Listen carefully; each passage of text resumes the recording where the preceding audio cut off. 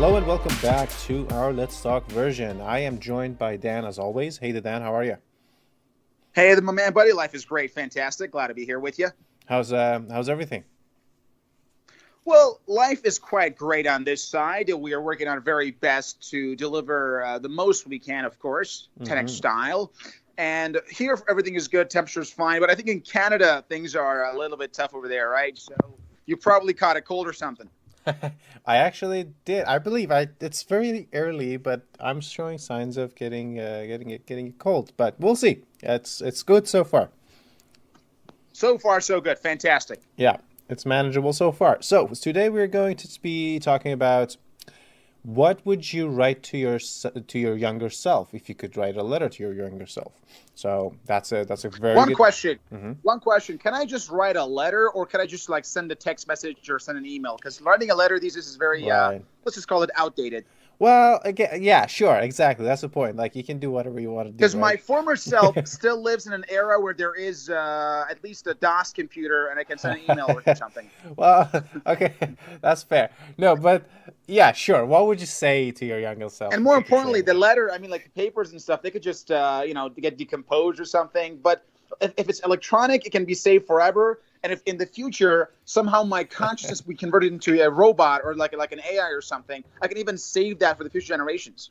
Well, that's true. That's true. So let's make it electronic. But well, Awesome. Love it, the man. point So is the content here. if you could send an email or a text message or a sticker to your older self, what would you have done? Exactly. That's the I big love it, question. buddy. Love it. That's the big, massive question here.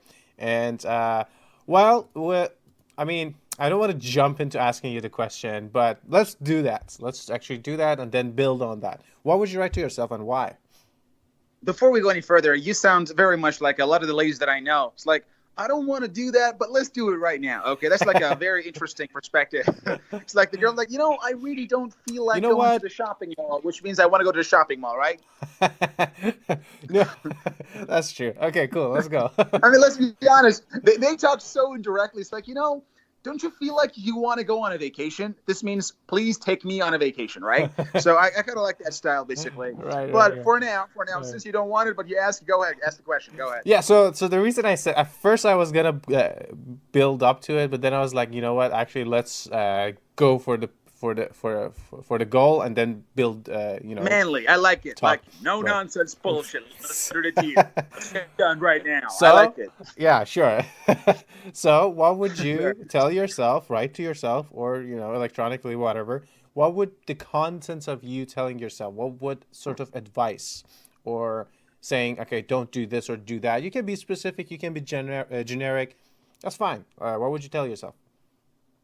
You see, from my perspective, first of all, it's a lot easier to give an advice to your younger self when you've already seen things. Because let's be honest, life doesn't work that way. We go through the passage of life not knowing exactly what's going to happen next. So we don't always have a lot of information.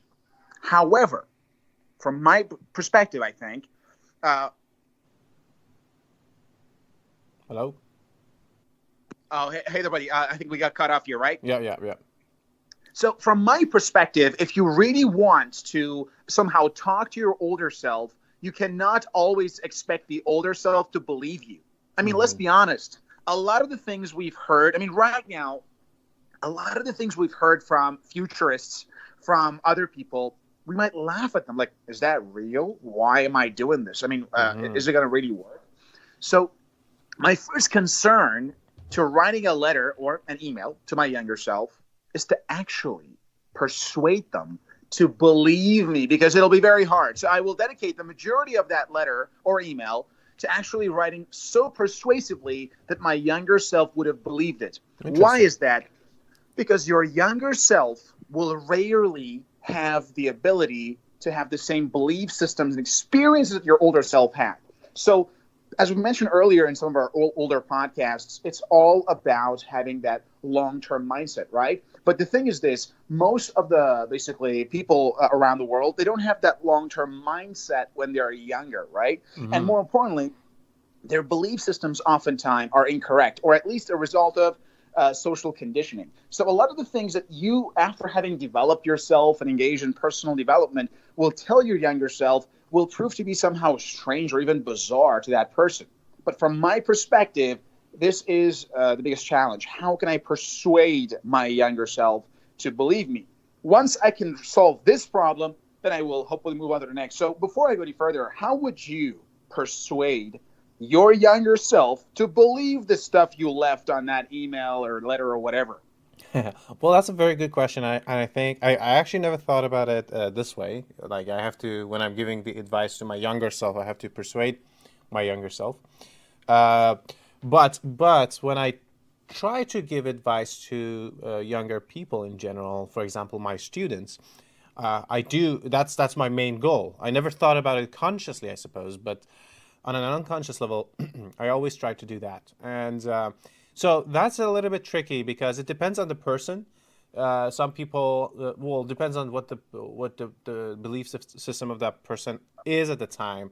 But I try to make the case that. So I try to basically make the case that I do understand what you have, what your belief is. So I try to make sure that they don't have the excuse of, you don't know, you're not me kind of thing. I mean, of course I'm not them. Of course I don't know exactly what they're going through or whatever. But then I try to make myself as close and as understanding to them as possible.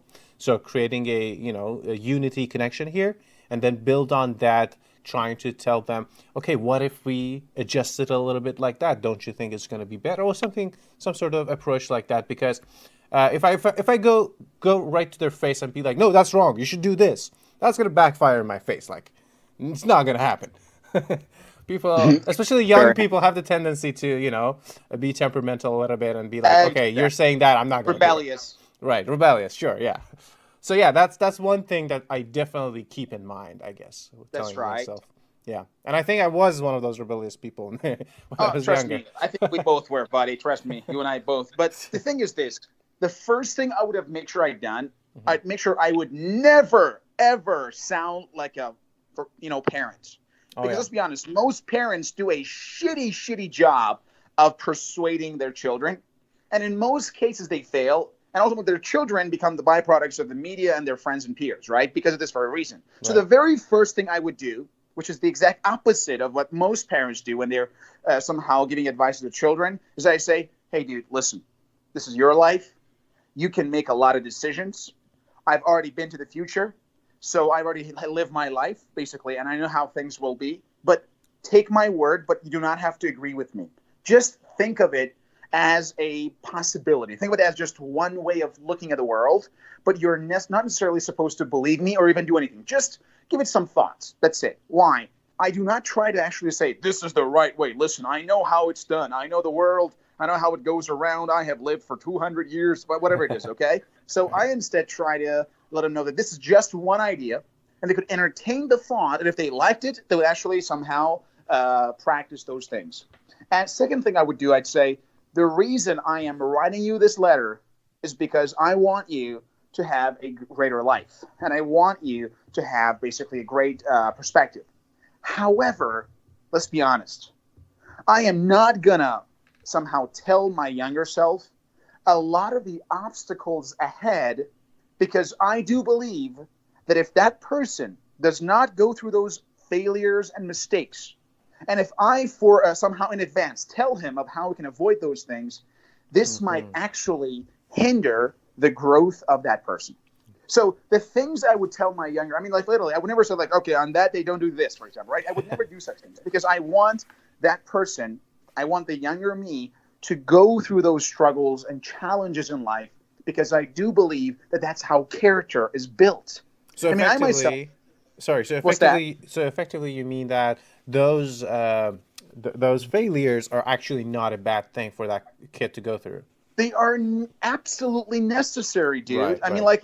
like, I have seen this a lot in different families because once you, for example, I know a lot of my friends, I know their families, I know they have kids, and I compare these kids in different families that I know, and I realize, ironically, the children who have come from the most affluent backgrounds with parents who are like doctors and politicians and whatnot, ironically, these people have a lot more problem and they cannot really take care of themselves. They are very dependent and they lack self confidence. Why is Mm-hmm. that?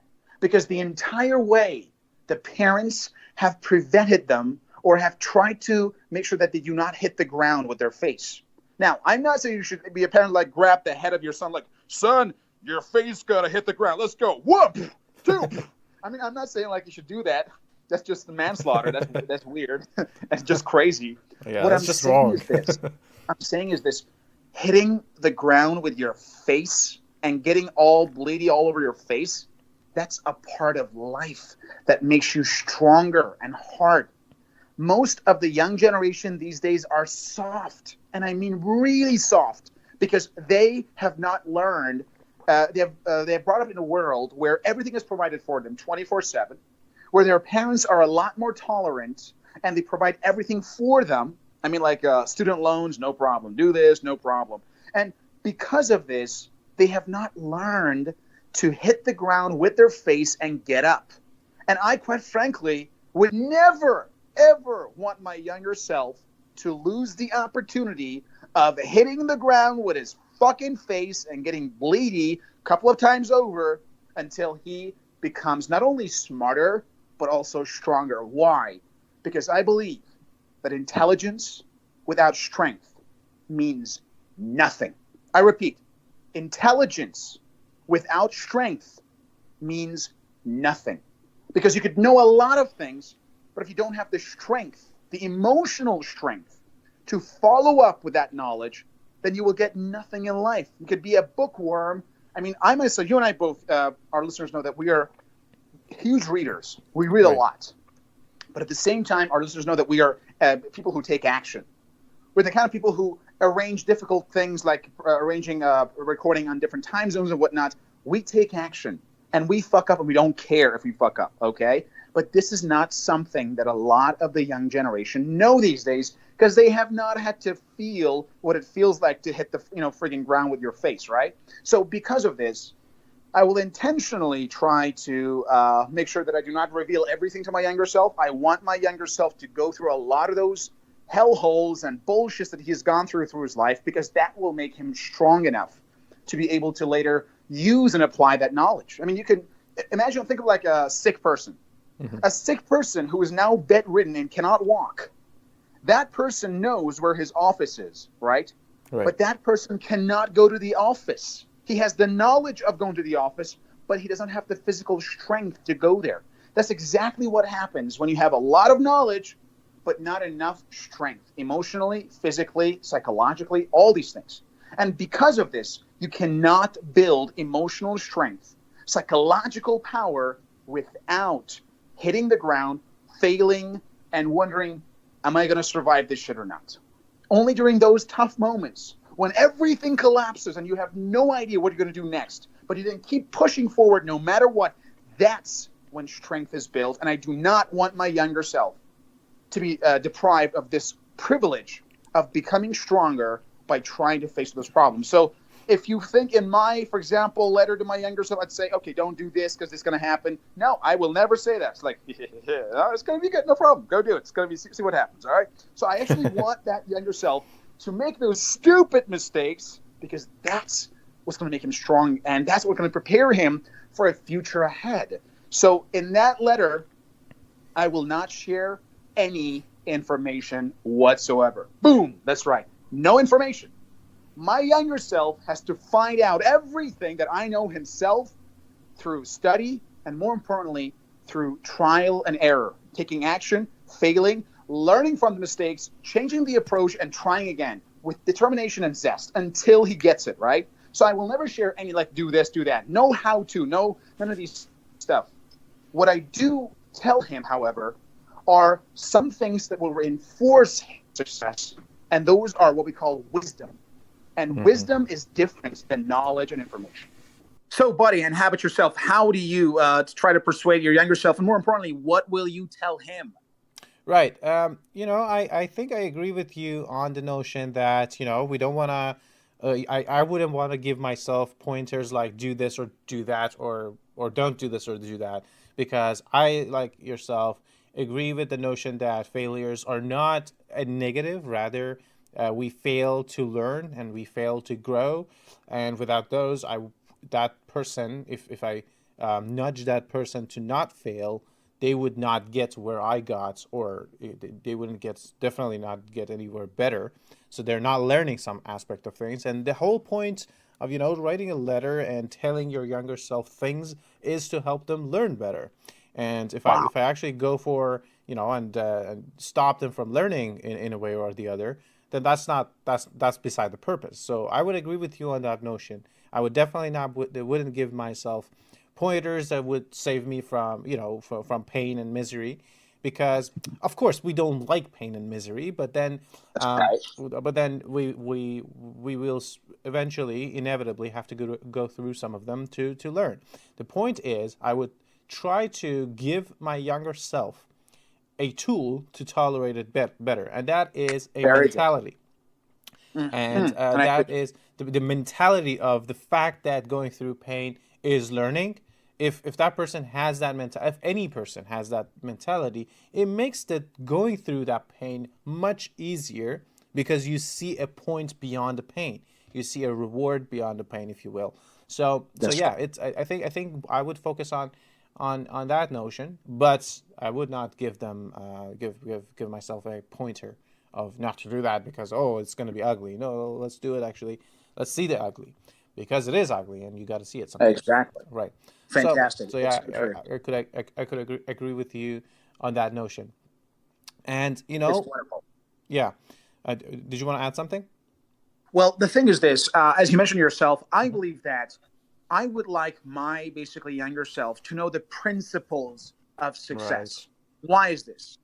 Because the principles of success are universal and they apply to everything. Right. I have literally tried to experiment with some of the major principles that I've learned in anything I did, whether it was business, whether it was in games, whether it was in relationships, whether it was, I don't know, in sports and fitness. The principles of success are universal and they apply to everything. And I want my younger self to know those principles. And that's all he needs. The rest is up to him. Because once you know the principles, then from then on, it's just playing the game of success. And things just keep on. You fail, you learn, you keep going. So, what I would have focused on would be those principles of success that will allow my younger self to go through life to achieve the things that he wants, knowing those principles and being reminded of them with that email that I will send them. Hmm. That's very interesting. And can you share a few of those principles? That's right. So, number one, again, these are the things I've learned from my own mentors. And I was very fortunate in that I learned these things at a very young age. A Hmm. lot of the youngsters these days are not that fortunate, unfortunately. Right. So, what happened was the first thing first, learn from the experts. Do not reinvent the wheel. Number one, get a mentor right away. Right. No matter how Interesting. old you are, get a mentor immediately because life is too short to reinvent the wheel. That's number one. Number two, read. Damn it, read. Good information cannot be found in places where most people find information, whatever that is. Now, my younger self would live in a world where TV was the dominant form. Unfortunately, TV is still today the dominant form, but now, Right. of course, we have social media as well. So I would tell him find information in books and from mentors, not from mass media because mass media is nothing more than what we call social conditioning. The stuff you see on television, my younger self, are bullshit. The things you see there, whatever they show you on TV, it's bullshit. It's just social conditioning. A lot of us, we grew up with low self esteem because we believed the crap people told us on television. So I would tell him, stop TV.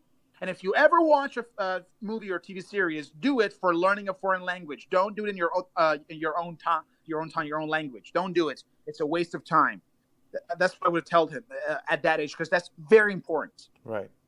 Imagine my younger self never gets brainwashed by the crap on social conditioning about how things should be. All right. I mean, Right. think of the typical lifestyle that we have these days. It's all made by the society and it's all bullshit. So I would want him to avoid the trap of social conditioning to be a free person. If there was one movie I would tell him to watch, I'd say, please go watch The Matrix. Of course, If my younger self was basically probably at that time, he would be a little bit not as young, but because the Matrix came out pretty late. But I Right. would tell him, go and watch the movie The Matrix Right. and learn from it. Be a Neo. Be free of all these social shackles and think for yourself. Finally, I would tell him that life is a marathon.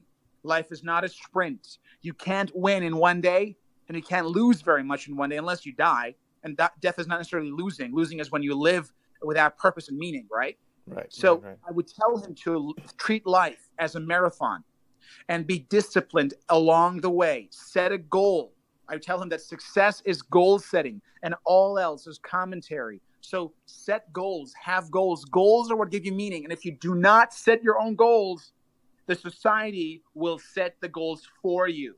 First, go to school, then go to college, then get married, then have kids, then spend as much money as you can on all of them, and then die. And then give your money that the children follow the same suit. So you would instead create your own path in life. You would be away from all that bullshit. So I would tell him to set goals and stick with them. For without it, your life is meaningless, and the meaning will be then absorbed by other people and the society, because society works like this. They, they thrive on weak people with no goals. They give them meaning and purpose. Why do you think people in, let's say, terrorist groups like ISIS are killing and murdering innocent people? Because these idiots have no purpose in life. And these suckers will give this purpose to these idiots and they feel great. And guess what? They were saying, well, dude, that's different. That's ISIS. The exact same thing has happened to the American people by the American government, or to the French people by the French government. It doesn't really matter where you are, wherever you are, people got plans for you. And let me tell you something. The plans that they got for you are not for your own sake. It's for the sake of society's well-being. It's not for the individual's well-being. It's for the society's well-being. And unfortunately, in most cases, the well-being of the individual does not go along with the well-being of society. In most cases, the individual is sacrificed for the sake of the well-being of the society. And I do not want my younger self to figure that out too late. He needs to understand that he has to be independent, autonomous, and to separate himself from social conditioning by setting his own goals. Now, I do not want my younger self to be active outside of the realm of law. I want him to be a law-abiding citizen. Right. But law is one thing, morality is something else. And I do not want my younger self to treat law the same way he treats morality, because morality can be questioned. Law cannot. Laws can be changed, but they cannot be questioned. If you don't like the law in one nation, you cannot question that law. You can only change that law with the help of, I don't know, you can run for the Senate, become a senator, and then change the law. Or you can do the smart thing. You can change your location. Very simple. Find a country or a location or a city or a state or a county with better laws. Laws cannot be questioned.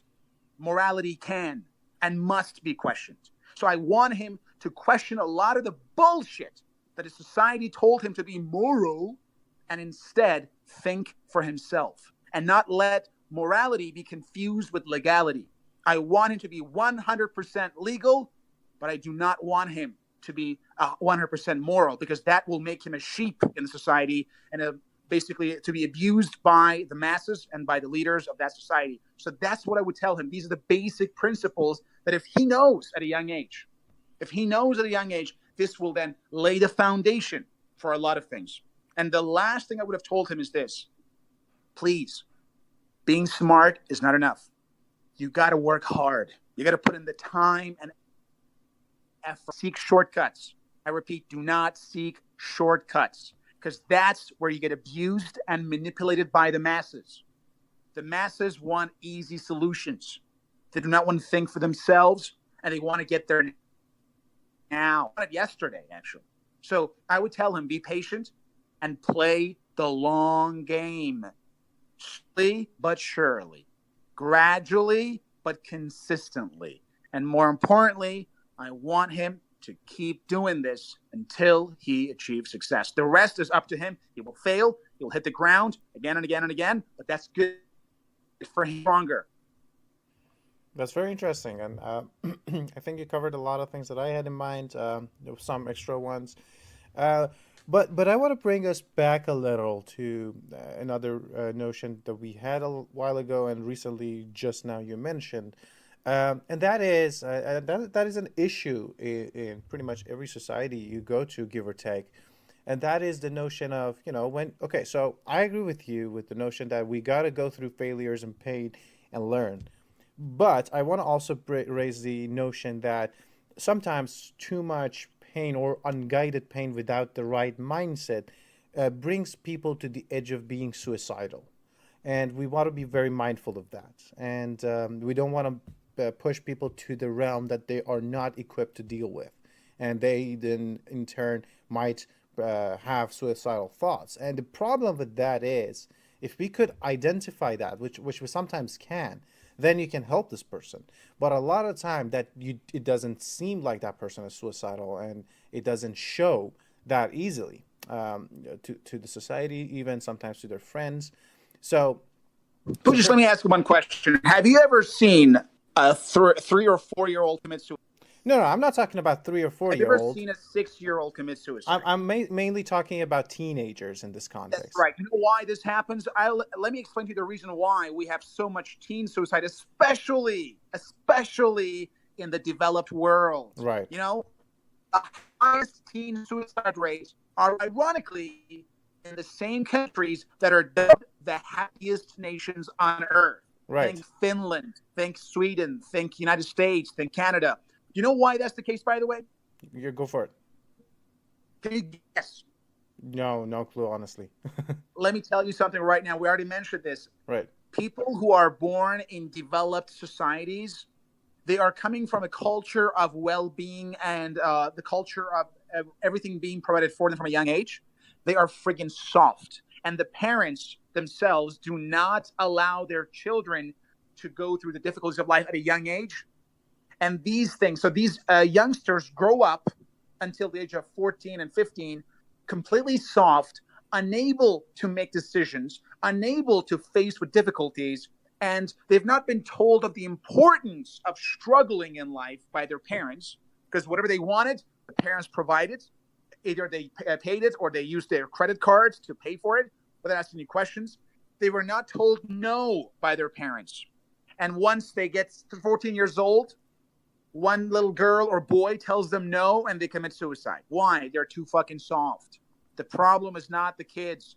The problem are the parents and society that prevents these people from understanding the importance of facing with difficulty at a young age, step by step. So the problem is foundational. We have to right, start this at a very young age. And you're right.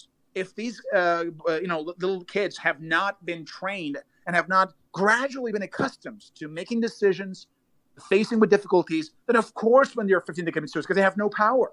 right, They're weak and soft, right? So this should be done gradually, but as early as possible, because young kids do not commit suicide because they have not been contaminated by social conditioning.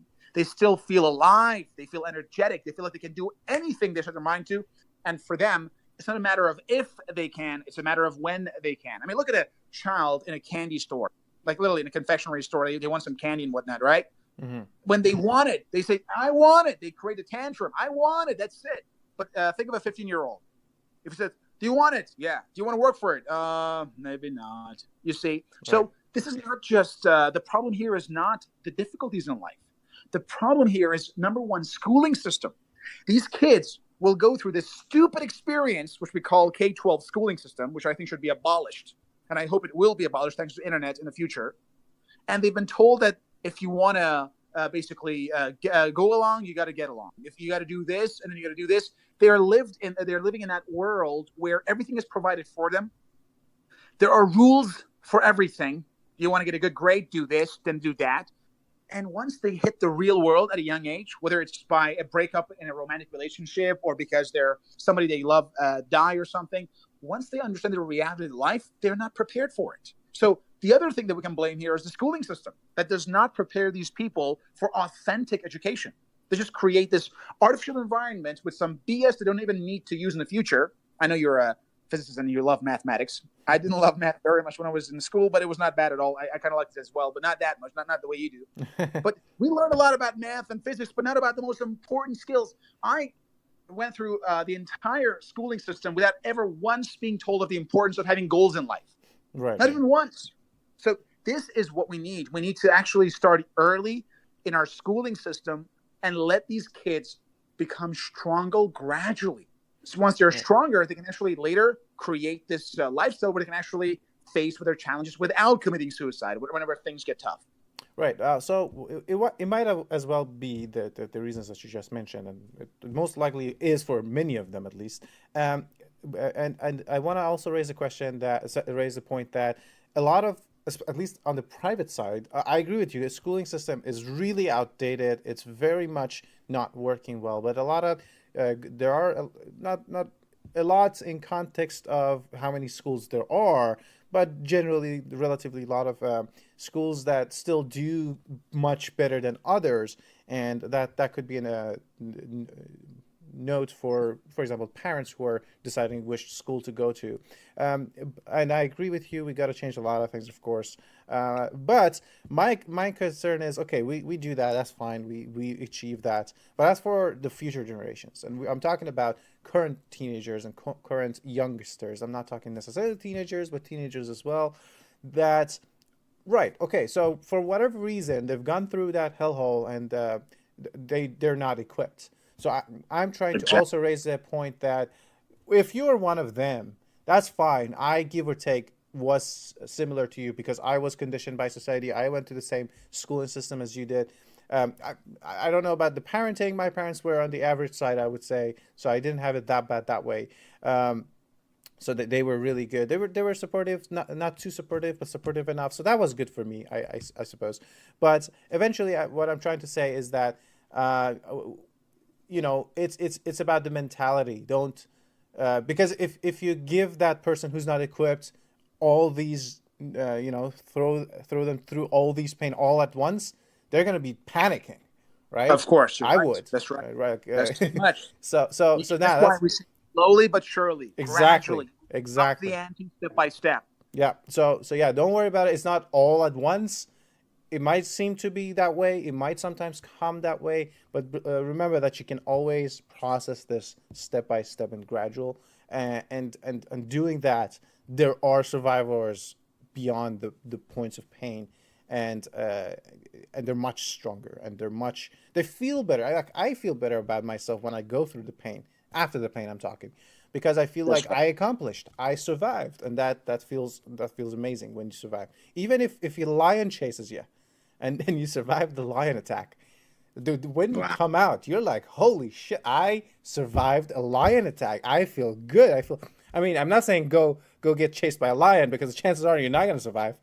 But point being, when you do survive pain and dangerous situations and tough situations, you will feel confident, more confident. You will feel more alive. You will feel great. So when you're going through pain, bear in mind that first of all, it's not all downhill. It will eventually come up, and secondly, it will come up to a higher level.